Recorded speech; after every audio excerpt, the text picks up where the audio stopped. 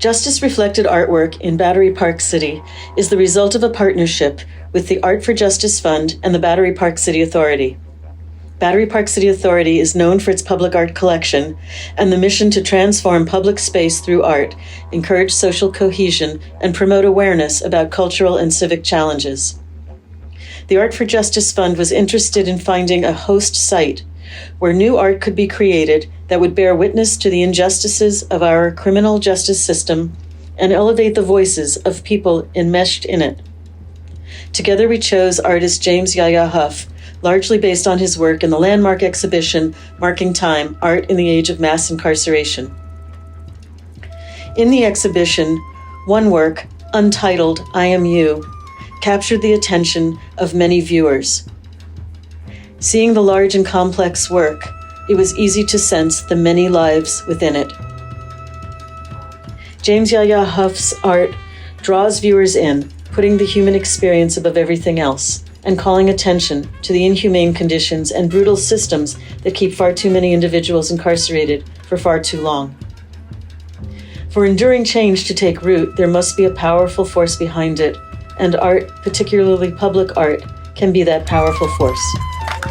There are many things that are amazing about the Art for Justice Fund, but it turns out this wasn't just 2 years in the making. There's a many-decade connection with the Art for Justice Fund because its founder, Agnes Gund, served on the Battery Park City Authority's Fine Arts Committee back in the 80s as this neighborhood was being initially conceived. And so it's because of Agnes and people who worked with her that we have this tremendous public art legacy that we are building on today with James Yaya Hough's wonderful piece that you'll hear about very shortly. Key reoccurring themes in my work are about history, right, identity, African American identity, and in a sort of specific sense of that, black masculinity and male identity, and in another aspect of that, state control and incarceration, mass incarceration as well. Those are some of the big picture sort of themes that I sort of operate within and sort of investigate. Race is another one, and identity is in connection with race.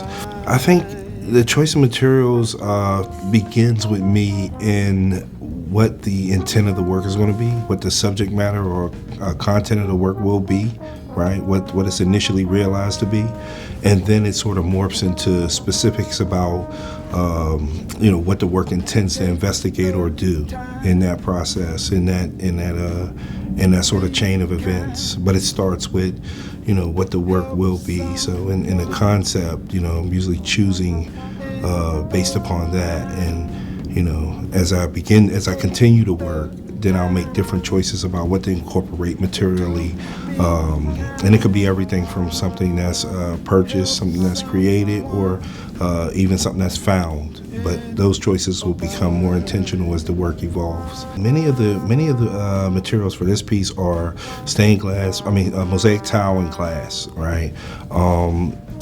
Those were chosen primarily because I wanted to convey.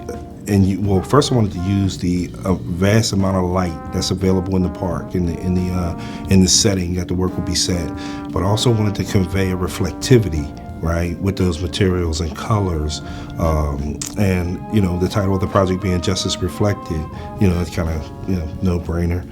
But I was interested in how light plays with color and how that sort of mesmerizes or sort of enchants people when you're talking about maybe some history that is not as nice and not as kind, but also too has a hopeful element to it as well. So I feel like the light and the color would also add into that hope, that sparkle would bring some of the hope back into the work.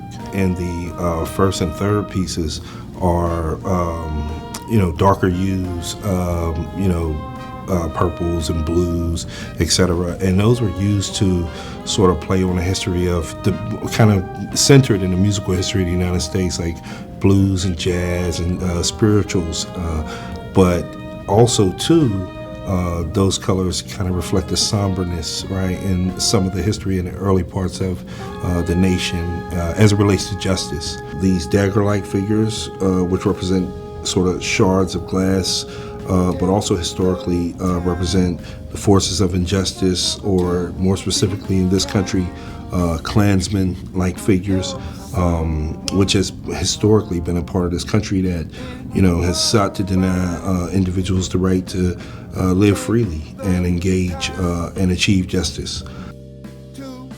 When we talk about like history, and we talk about like, say, mythology, right? A large part of both of those things, as it relate to, how I create art using those things, right, is about duality, is about,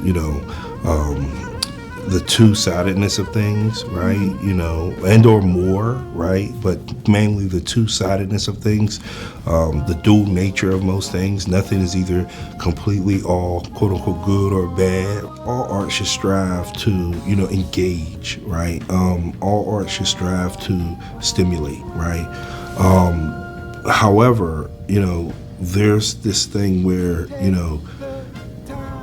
you want, what do you want as an artist? What do you want people to feel, right? In this particular series of works, I really wanted people to feel more empathetic, right? Not only about the plight of, or the abstract, concept of injustice, and how do we personally engage with justice, right? But I wanted people to feel more empathetic towards, each other. You know what I mean? I wanted people in this country to begin to feel more empathetic, in the roles they play, as far as like what role do they play in the struggle for justice as people.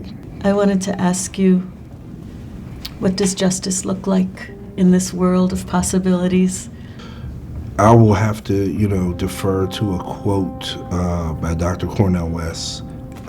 Dr. West eloquently states that, justice looks like love in public, right? So, he equates, as well as I do, with, the love between human beings as the highest form of, justice being represented, right?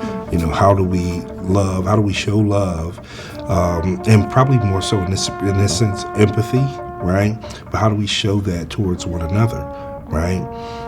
And what does that look like when we do it? It looks like justice, it looks like fairness, it looks like equality, it looks like that. And they don't want to let you know because you're so young. You're so young, And what you find out, then you say, well, you get a little older and you find out when they're on vacation, that means they're doing a bid. That means they've been incarcerated. This prison industry complex in this country, we have to really deal with it. Visit Battery Park City in Lower Manhattan and see almost 24 examples of the art of our time, from installations and landworks to sculpture and memorials.